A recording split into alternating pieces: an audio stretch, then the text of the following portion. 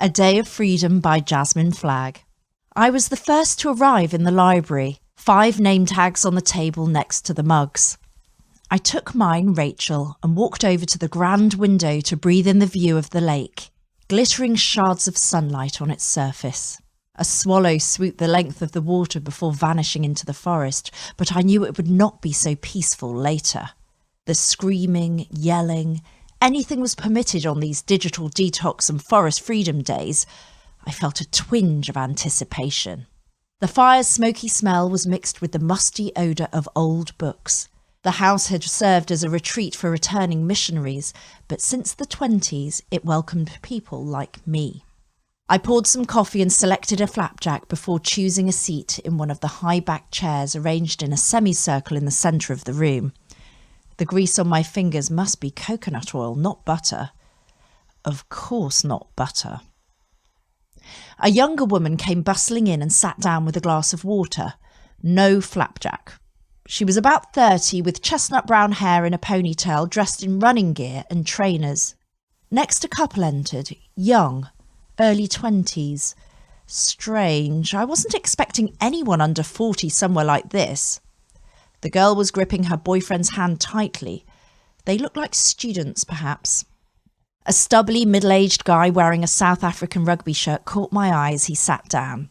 He was quite good-looking. I smiled to myself. Absently, I felt in my pocket for my phone. Then I remembered. No Wi-Fi, no mobiles. "Hello, welcome everyone," called out a cheerful female voice, followed by the click of the door closing. "Help yourself to tea, coffee or water." As the woman padded onto the faded rug, I read her name tag said Taryn. I couldn't work out her age.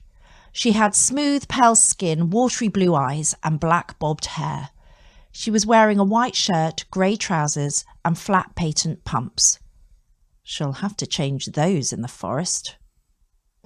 "Hello, I work for the Rehabilitation Board who created these DDFF days because they are proven to reduce reoffending." I raised my hand. "When do we start the forest therapy?" Taryn narrowed her eyes and gave a tight smile. "Not until later this afternoon when you've digested our delicious plant-based lunch." She sat down. "Let's begin. I want to reiterate that this is a safe space for us all.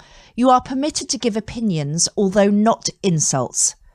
Outside, you can release whatever is on your mind, but we ask that there is no violence or aggression towards one another. I suggest you introduce yourselves and state why you are here." I glanced around at the others who were avoiding eye contact. But the 3-second gaze rule couldn't apply here, surely.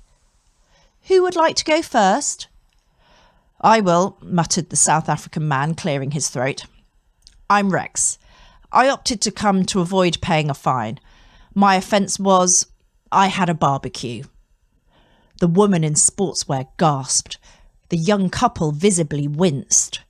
The girlfriend closed her eyes and moved her mouth as if in prayer. Rex reddened and spoke to Taryn accusingly. "You said we could be honest here." She held up her hand. "I did because you can. You all can.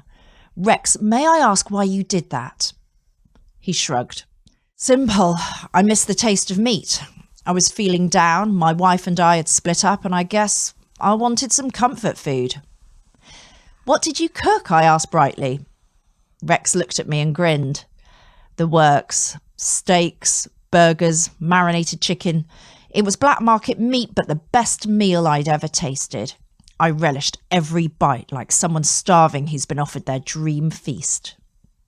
My mouth began to salivate. I nodded in approval. Sports Lady became very animated, as if she was sitting on hot barbecue coals herself. "What would you like to say, Jennifer?" asked Taryn. "I don't understand how anyone could do that, even if they were starving to death," she sneered at Rex. "Veganism has been the established law for years. I think it's disgusting that you did not consider the feelings of your neighbours. You violated their nostrils. They did not choose to have meat particles enter them." "Not to mention the devastating effect of meat production on the planet," muttered the student boyfriend. Rex shook his head.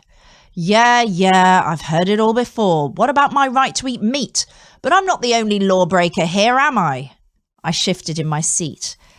Out of the window, I noticed some white sheep sprayed with blue paint in the field beyond the lake. The young couple confessed something about unintentionally retweeting yellow emojis. I'd actually forgotten that the yellow ones had been banned to avoid offending East Asians. Jennifer revealed that she had cheered and clapped too loudly at her daughter's sports day, thereby upsetting the other parents and children.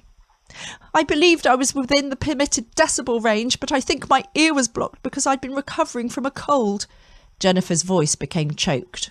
It doesn't matter about the intention. It's the action itself. You do accept that, don't you? Said Taryn gently. Rex caught my eye and I snorted with laughter. I couldn't help it. My heart began to pound. It was my turn. I'm Rachel. Sorry for laughing inappropriately. I tend to do that. I'm middle-aged, Generation X. My only excuse is that I grew up before this not-so-brave new world where you could say and do things without being photographed or recorded forever. You could have an argument without receiving death threats. We were the last to know life before the internet or mobiles. Can you imagine that? We wrote notes and letters, not texts. Taught to have thick skins, or so I thought. My voice became quivery. I'm here because I tried to commit suicide. There was a pause. So what was wrong with that? Asked Jennifer, frowning and wiping her eyes. She looked genuinely baffled. Sorry, I haven't been clear. I meant social media suicide. There was a frozen silence after that. People seemed to stop breathing and nobody looked at me, not even Rex. I'd had enough of, putting my foot in it, offending people because I'd quoted a song's lyrics or paid someone a compliment, thereby breaking the appearance commentary law. I couldn't cope with all the trolling. I assume your phone, Sibby, reported you? Asked Rex. He gave me a sympathetic smile. I nodded, then slowly held up my wrist. The scar was jagged, purple-tinged, where I'd tried to gouge out the chip. Taryn reached over and touched my arm lightly. You do understand that we all have to be connected. How can we be monitored otherwise? You must never remove your chip. Yes, I whispered. I stood up. It was beginning to feel so hot in the room, like the bookshelves were going to cave in and I'd be flattened. Death by tomes. That would be ironic. I needed to get out into the fresh air. You know what? I'm not that hungry. I'd like to go for a walk. I'll meet you in the forest. Taryn looked like she was going to argue, but then nodded. We'll join you by 2 p.m. I stumbled in my haste to get out of the room into the large galleried entrance hall. I grabbed my coat and was going to leave, but as I pulled open the front door, I spied my handbag near the umbrellas and Wellington boots where I'd left it earlier. A magnet was pulling me towards my mobile, to Sibby. My hand shook slightly as I rummaged inside, grabbed my phone and waited until I was away from the house to switch it on. Part of me hated Sibby, but I was attached to him like he was a limb. I can see you are heading to the forest. Yes, I am.